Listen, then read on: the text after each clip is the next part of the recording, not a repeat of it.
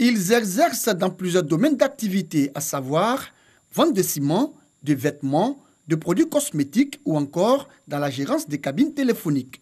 Au nombre de ces jeunes entrepreneurs de Tiasalé qui ne se sont pas permis de vacances cette année, Eric et Yaya, des étudiants de l'université Félix Houphouët-Boigny d'Abidjan.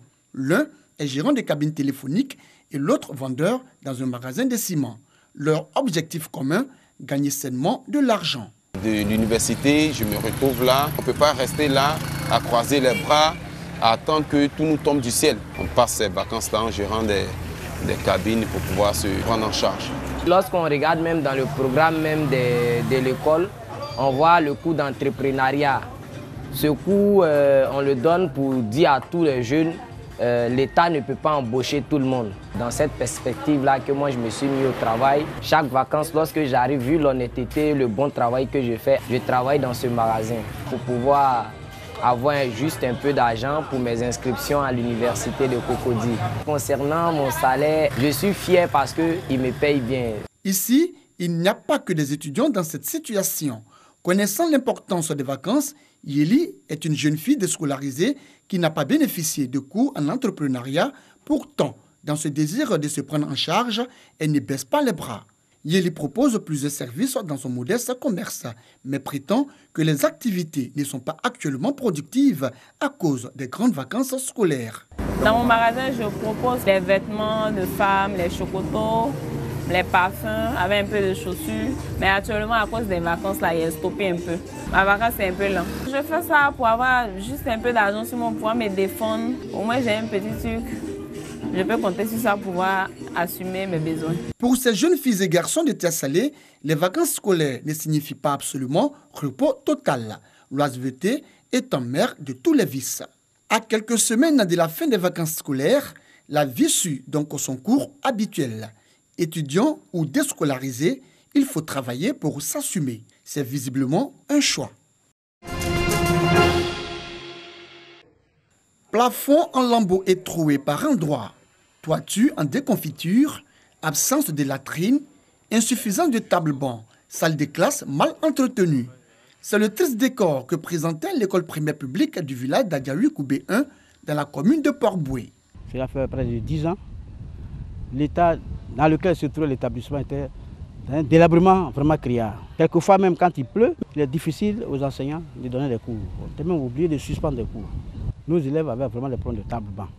Parfois ils s'asseyaient à 3, à 4. Et même pour recopier la leçon au tableau, certains élèves étaient obligés de se déplacer pour venir s'asseoir auprès des tableaux.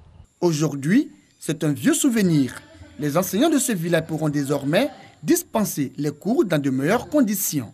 L'école primaire publique d'Adjaoui présente un nouveau visage après un mois de réhabilitation. Le projet répond à deux objectifs.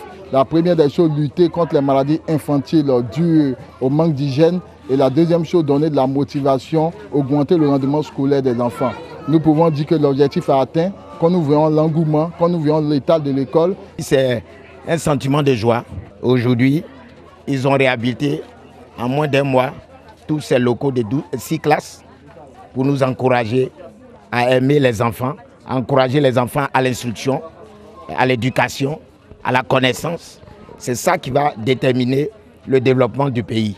Une réhabilitation rendue possible grâce à l'appui financier d'une organisation européenne. Nous avons donné des cours d'alphabétisation dans l'école que nous sommes maintenant et nous avons constaté que l'état de l'école est vraiment dégradé et afin d'améliorer les conditions de scolarité de ces enfants, nous avons décidé de mettre en place ce projet de réhabilitation de l'école.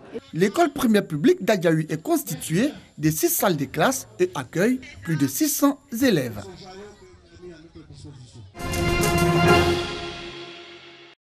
C'est désormais la réconciliation entre le ministre de la Culture et de la Francophonie et l'artiste Pat Sako. Grâce à une médiation d'Assalfo et d'une délégation composée du chef Danou Mambo et du journaliste animateur Barthélemy Nabo, le lead vocal du groupe Espoir 2000 a présenté ses excuses au ministre Maurice Bandaman.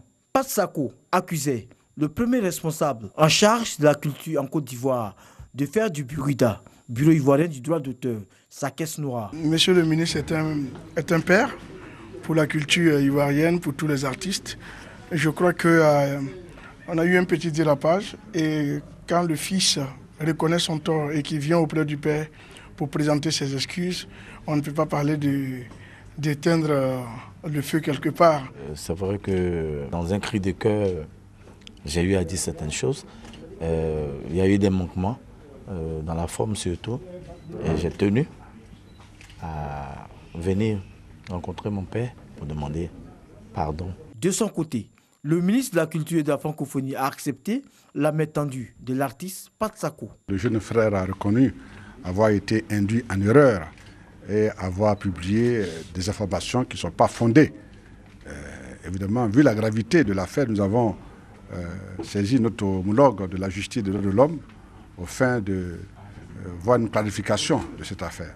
À l'issue de cette médiation, je vais, par paradigme de forme, saisir mon homologue, ministre de la Justice et des droits de l'homme, le garde des Sceaux, afin qu'il voit comment on peut éteindre la procédure. Cette rencontre a été l'occasion pour Maurice Bandama d'expliquer la restructuration qui a lieu au Buruda. Une restructuration qui a permis à la Maison des artistes, selon le ministre de la Culture et de la Francophonie, d'avoir une bonne santé financière.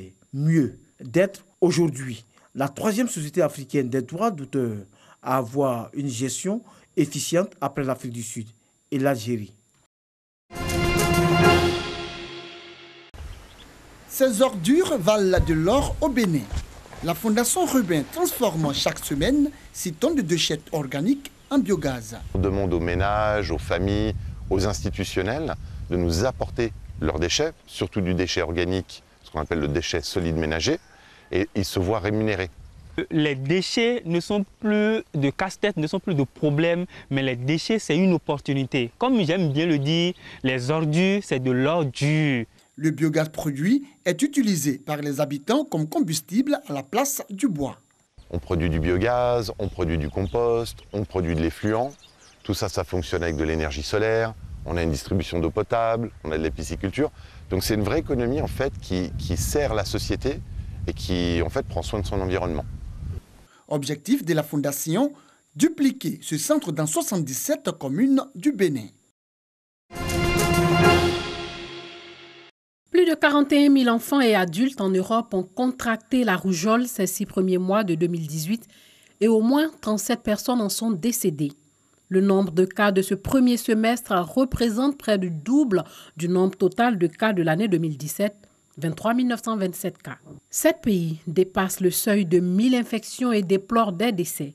La France, la Géorgie, la Grèce, la Fédération de Russie, la Serbie, l'Ukraine et l'Italie, dont le gouvernement vient de reporter d'un an l'entrée en vigueur de l'obligation vaccinale à 2019. Avec 23 000 cas, l'Ukraine à elle seule concentre plus de la moitié du nombre total d'infections. La Serbie recense le plus de décès, 14. La rougeole a tué en France 3 personnes en 2018. L'OMS tire la sonnette d'alarme. Selon la commission de vérification de l'élimination de la rougeole et de la rubéole pour la région Europe, 43 des 53 pays membres ont arrêté la transmission endémique de la rougeole et 42 l'ont interrompue pour la rubéole en 2017. Mais ces résultats sont fragiles. La couverture et la surveillance vaccinale restent défaillantes dans plusieurs pays et les chaînes de transmission peuvent subsister plus d'1 an après l'arrêt de la transmission endémique.